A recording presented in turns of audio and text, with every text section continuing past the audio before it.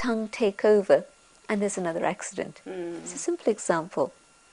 Or where I'm speaking, I want to talk, I want to talk, I want to talk. And there are people who have this habit. But by then, you've lost the interest of the other person. And it's not making any sense anymore. But my habit, I'm continuing to talk. And so it's like the driver has stopped taking responsibility for what this vehicle is doing.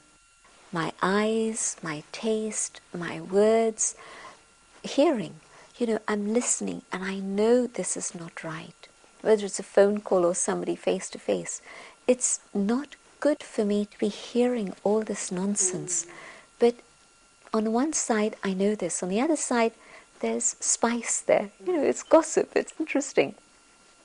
But we've come to that position where the vehicle has taken hold and the driver has gone to sleep. Wonderful. I think that really happens. Even if at times I feel it's inertia, we just let go. There is no stoppage. That's somewhere. Right. Yeah. Like it really happens, and then in the end, afterwards, we think about it. Why couldn't I stop? There was nothing. I shouldn't have listened to it, or I shouldn't have spoken that. I'll give you a simple example. I turn on the television to watch the news, which is important. It's information, sometimes educational, but I forget I have to switch it off. And so it's already 10 o'clock at night, and the next thing that comes on is all this violence and stuff that you see and all the things that happen today.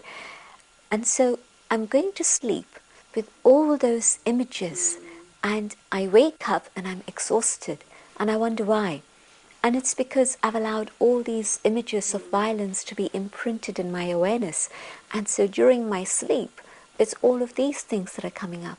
And so it's just, as you said, the inertia of making a decision and taking charge and saying, this is it, this is enough. Now I have to take charge of what I'm seeing, I'm saying, I'm doing, I'm eating, everything in my life.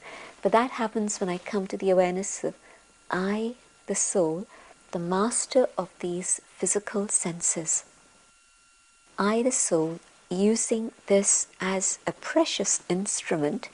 It's not a denial of the value of the body, but rather it's a recognition of how precious it is. But I, the soul, have to take charge. I am the one who's primary. And then I, the soul, will do the right thing with these hands, will look at things in the right way, see the right things, say the right things, and my life is going to be far more valuable and filled with a greater sense of purpose and being worthwhile, and therefore content and happy than it's ever been before. Wonderful. And that really looks nice, if we can actually achieve that. But will I be able to differentiate that whether it was my body who took over when I did this action, or it was me, the soul?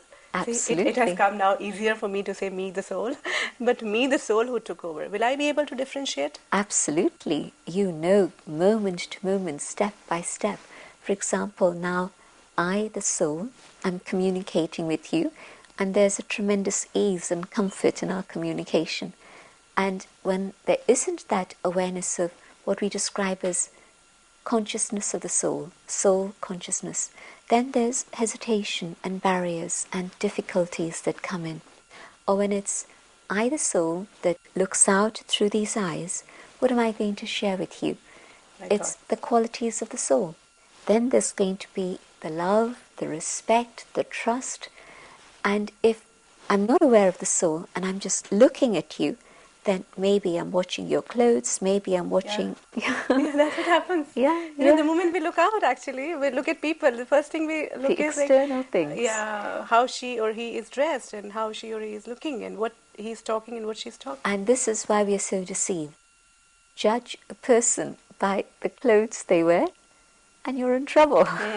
But we've been always hearing this, that you should judge the person by their deeds and not by what they look, but then we always forget, actually. Never mind just how they look, but a person arrives and they arrive in this flash car, and immediately there's an impression that you're creating about the personality of that individual, which may be close, maybe it's completely off the mark. Or the other way, somebody arrives in a very simple vehicle, just basic, and instantly there's an image that's created and you connect it with that. And in fact, advertising and television and all of these things in this very, very materialistic, very commercial world have allowed us to hold on to that. Drive this car and you are this person. Not true. I can buy this car and drive this car and it'll never give me confidence. I'll still feel insecure because that's who I am. But you can see how this false illusion has been broadcast and it's been stamped into our consciousness that you are what you wear, you are what you eat, you are the clothes, the house you live in, the street you live in, all of these things. And none of this is true. You are the inner being, and this is your vehicle, and what you do through this vehicle is going to determine your state of being, whether it's happiness and contentment and peace and satisfaction or all the other negative states of feelings. So if within my life I am happy, I am content, I am peaceful, I am feeling everything is worthwhile, beautiful, fine, carry on. But if those things are not quite there, there's other things that come in, that's the signal. I haven't identified who I really am. But the kind of struggle I'm living in, because life itself looks like a struggle, because each success brings in many more aims, and then I want to reach the other success, the other aim. When I reach there, so it's like it's a continuous process. But that's the whole story of finding contentment or staying in a constant state of discontent. When I was a child, then I wanted a little toy. When I grew a little bit bigger, I wanted a bigger toy. I wanted a bicycle. When I grew a bit bigger, I wanted a motorbike. And so the toys keep getting bigger and better and more expensive. But they're toys. That's all they are. No, but I do get them, even if I live with the awareness. Right? I can actually get them. I can enjoy them also. There's a difference in saying, yes, a vehicle is important and a comfortable vehicle is useful, but I shouldn't be that vehicle. I don't know what happens in India, but certainly in London, I identify with my car so much, not just the image that other people have of me and the vehicle I use, but if there's a little scratch on the car, oh yeah, it looks like I feel so much pain. No, that's true. Because if something happens to my car or Exactly. anything which belongs to me, I just can't let go. So, well, this is the thing, that am I going to let that rule my consciousness, or am I going to say, well, it's okay, it's only the car, it's not me. Something quite serious that happens everywhere here, in the world. I want to ask you another thing. Is but I feel very good about it, that I'm so attached. I feel it's a strength I have, that I feel so attached to my things. Is it a strength or a weakness? Oh, it causes a lot of grief. Yeah. 2 examples. Today I have that vehicle. Tomorrow circumstances and I don't. Am I going to allow all my happiness to go away because I no longer have that house or that vehicle or whatever it is? I remember when I was about 19 and I just started on the path of spirituality, I had a favorite pen and I couldn't find it one day. And my teacher was a very wise person, and he said to me, this is exactly why you shouldn't even be keeping an expensive pen, because if your thoughts are connected with that, then when it's lost, you've lost all your peace of mind. Keep a cheap pen, keep a simple pen, and if it disappears, it doesn't matter, there'll be 10 others to take their place. And so getting attached and possessive is a very important lesson to learn, that it's that's causing me pain. To have something and to use it is not the problem, but to be attached to it is the problem. But I think sometimes we feel that it's our strength, that we are so attached, we are so sensitive, we realize their importance, and that is why we can't let them go. So I think that this is the difference. When I come back to soul consciousness, I realize what are the important values in life. And the materialistic values that I've acquired through the years are actually not that important. they're secondary. The primary values are the qualities of the self, the soul. I was going to give you another example. Here's an accident, maybe a little accident, a big accident.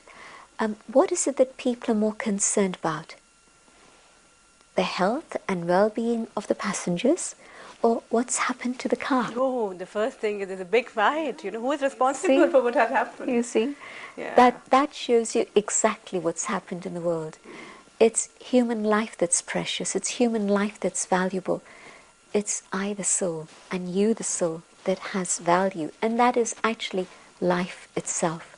But we've forgotten this. And so our attention has gone focused on all the external things, and that's the problem. And so it's time to come back to the truth, the reality, that it's I, the soul, and yes, this body is very valuable. It's my instrument. How could I do anything without it? But I have to be in charge of it. But also, I have to learn to care for it. Just as the master is responsible for the vehicle can't take care of itself. The master has to select what is the right fuel to put into that vehicle. I am responsible for whatever is the fuel I'm putting in here.